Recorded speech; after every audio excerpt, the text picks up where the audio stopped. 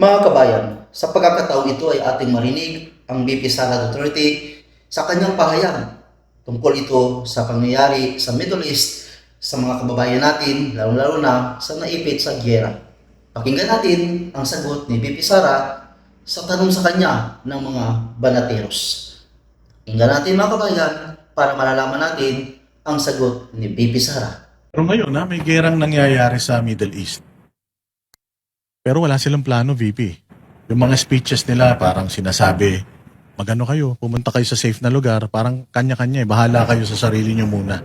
Dahil hindi tayo pwedeng makapagpadala dyan ng eroplano, hindi rin naman pwede yung land travel. So kayo ba nagugulat na ganito yung trato nila? Alam mo, napakadali magpadala ng eroplano eh. Sa totoo lang. Alam niyo ba nung COVID na panahon, madami ang na-stranded na mga tiga Davao City dito sa Manila. Napakadali. Nagkontrata kami ng commercial airline. Sabi namin, isasakay namin sila lahat, babayaran namin kayo using COVID funds. So, ilang beses namin ginawa yun.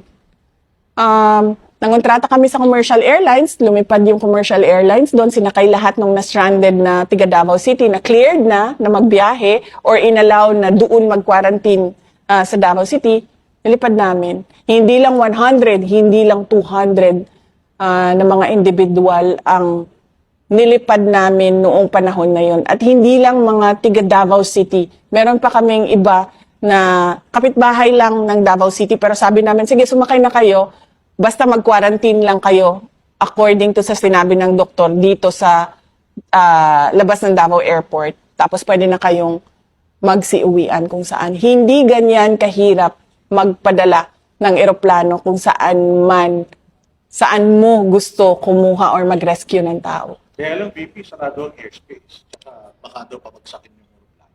Hindi kasi yung isang kaibigan ko galing Dubai, papauwi na siya kasi nagbukas na yung siguro limitado pero hindi sarado.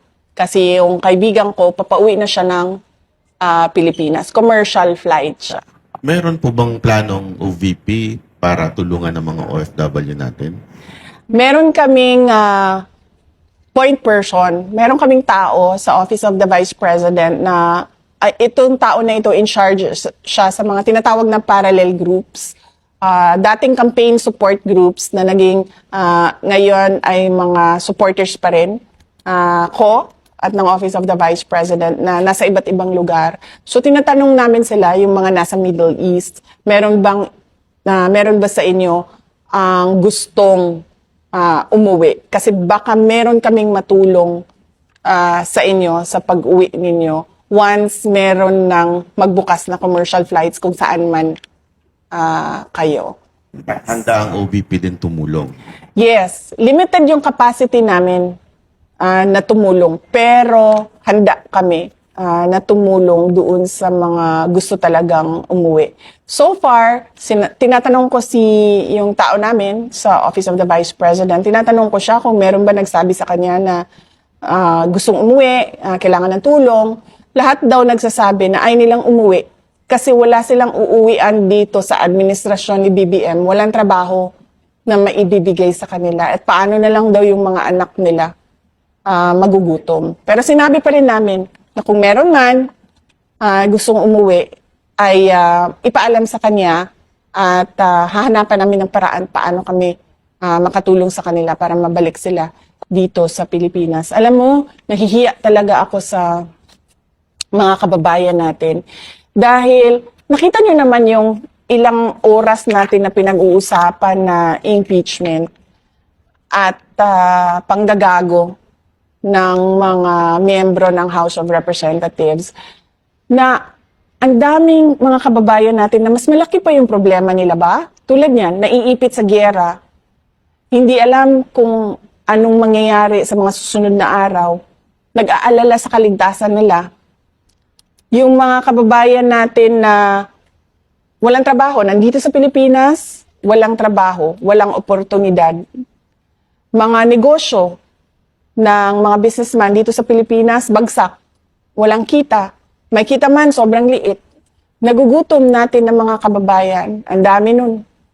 Na parang tipong araw-araw nila hinahanap yung pera pambili ng pagkain. Hindi na nga nila maisip araw-araw paano yung ligo ko eh. Kasi paggising nila, saan ko hahanapin ang pambili ng bigas mamayang hapon?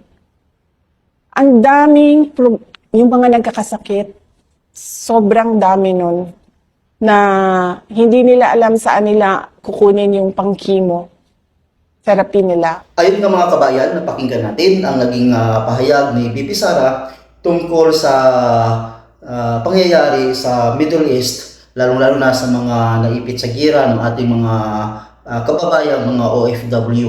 At sinabi ni BP Sara, narinig naman natin, ng kanilang Office of the Vice President ay handang tumulong sa abot ng kailang makakaya.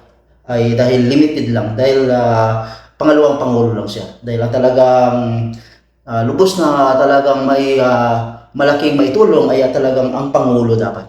So pero pasalamat pa rin tayo na andyan pa rin si BP Sara na handang tumulong kanyang Office of the Vice President, gagawa sila ng paraan. Yun lang mga kabayan, maraming salamat at ingat kayo lagi dyan.